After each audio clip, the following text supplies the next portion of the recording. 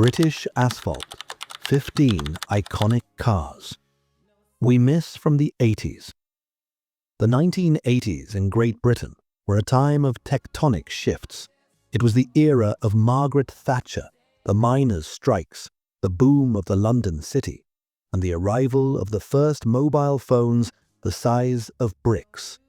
On the roads of the British Isles, an equally captivating drama was unfolding.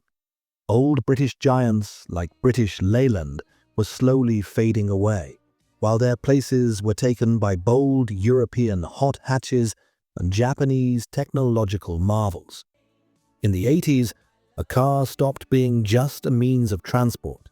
It became a manifesto of your social status, your courage, and your taste. If you lived in Britain at the time, your memories are likely scented with velour, unburnt petrol, and hairspray.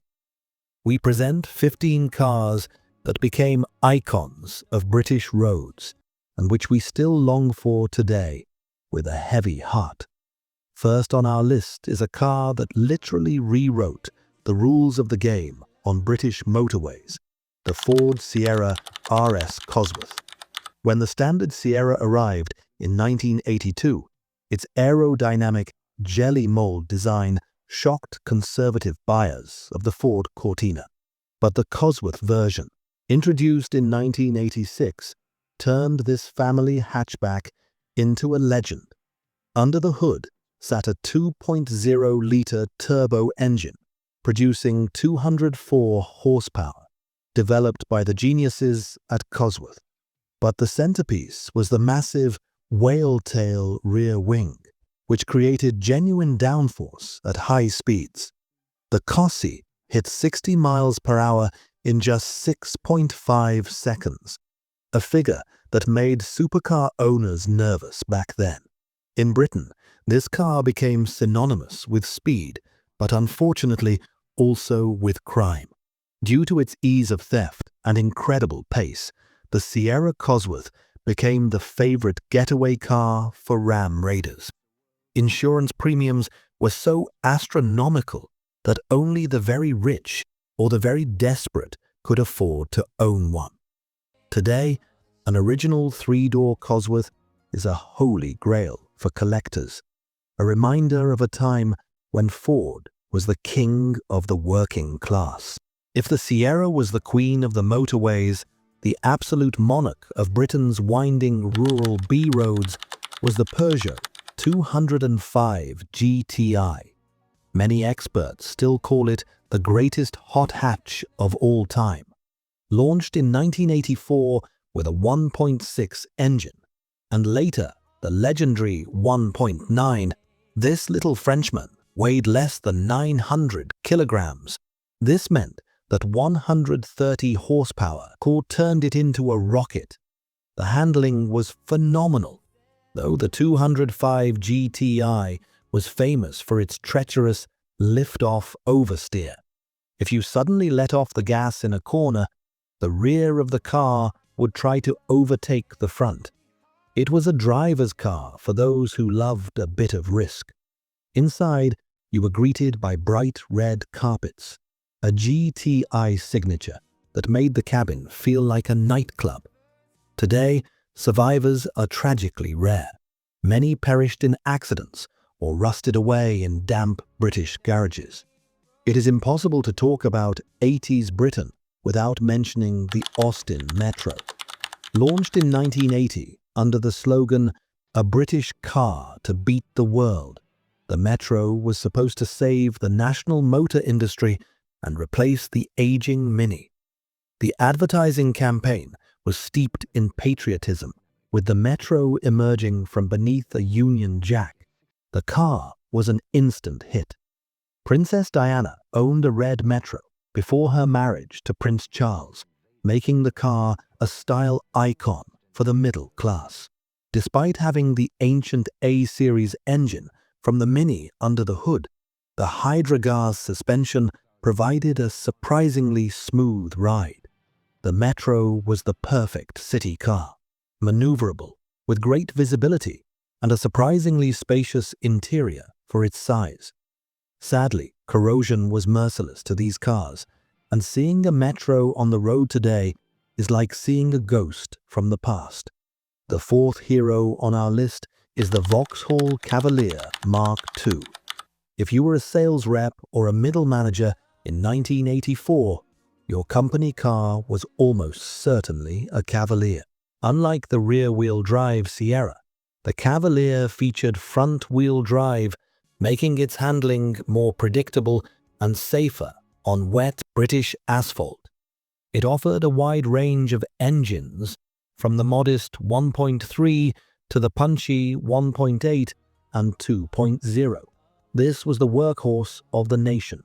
The Cavalier Mk2 was so popular that at one point it outsold the Ford Sierra. Its velour interior, soft plastics, and reliability made it the gold standard for family cars. It didn't inspire awe, but it was a loyal friend that started every freezing morning. The fifth legend is the benchmark of quality and prestige, the Volkswagen Golf GT, a Mark II. If the Peugeot was a brash teenager, the Golf was an adult professional. Released in 1983, the Mk2 was larger, heavier, and much better built than its predecessor. In 80s Britain, owning a Golf GT, I meant you had made it. It was the ultimate yuppie car, the choice of young, ambitious professionals from the city. The 16-valve version was particularly prized, delivering 139 horsepower. The Golf GTI felt as solid as a rock. The doors closed with a reassuring thud, and the ergonomics were flawless.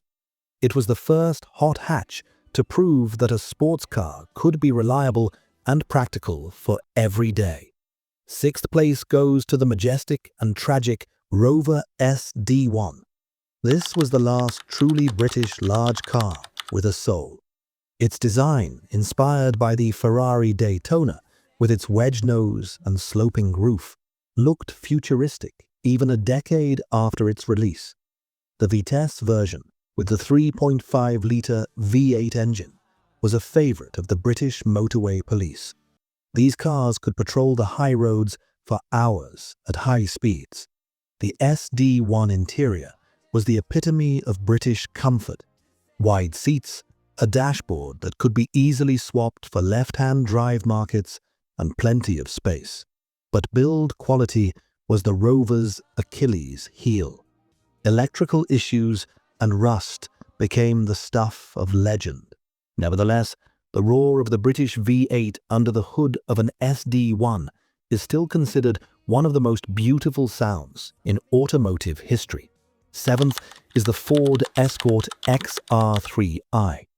This was the car for those who couldn't afford a Cosworth but wanted to look fast. The XR3i became an icon of Essex youth culture. Spoilers, cloverleaf alloy wheels, extra fog lights, and a fuel-injected engine producing 105 horsepower. It wasn't a technical masterpiece, but it had incredible charisma. It was driven to nightclubs, and inside, people listened to Duran Duran and Pet Shop Boys cassettes. The XR3i was a symbol of striving for a better life in an era where image meant everything. The eighth position goes to the revolutionary Audi Quattro. This car changed the face of rallying and Audi's image in Britain forever. Before the Quattro, Audi was seen as a boring choice for teachers, but the four-wheel drive system and five-cylinder turbo engine turned it into a supercar for the public road. In Britain, the Quattro became a symbol of technical superiority.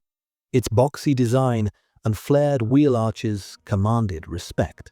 Remember the series Ashes to Ashes and the famous line, "Fire up the Quattro."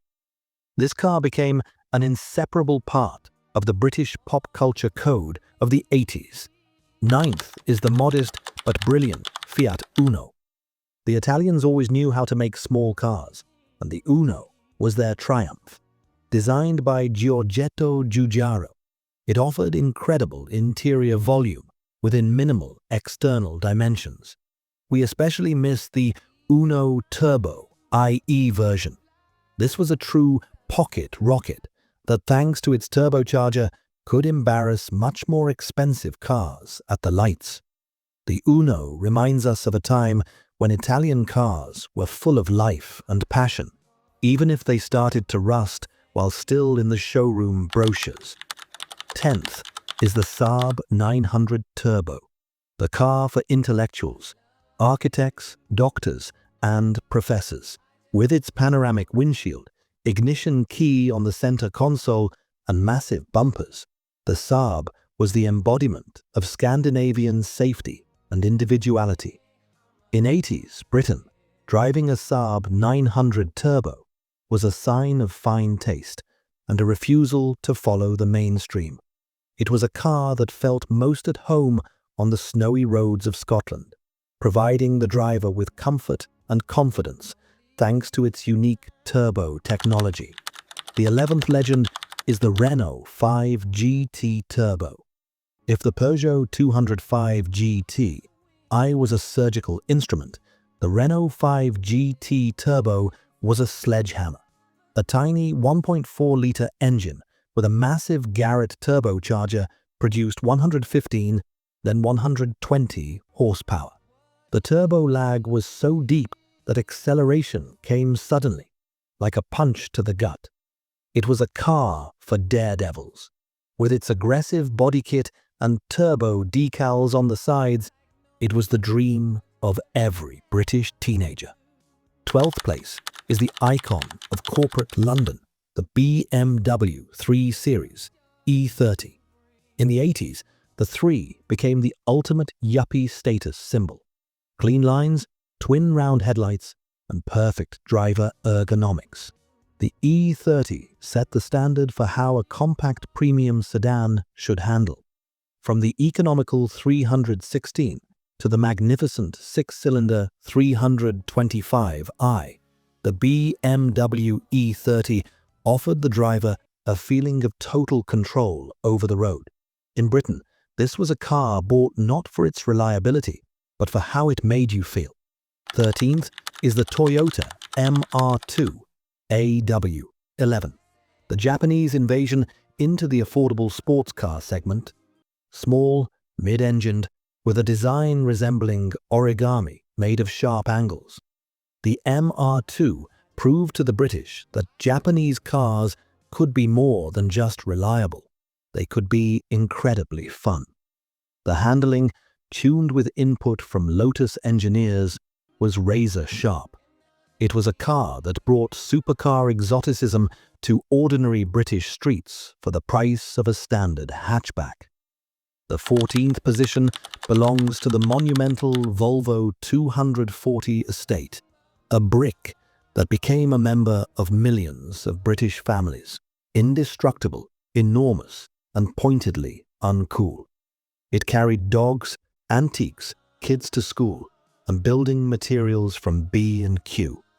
The Volvo 240 was a symbol of dependability. It was believed it could do 1 million miles without a serious rebuild.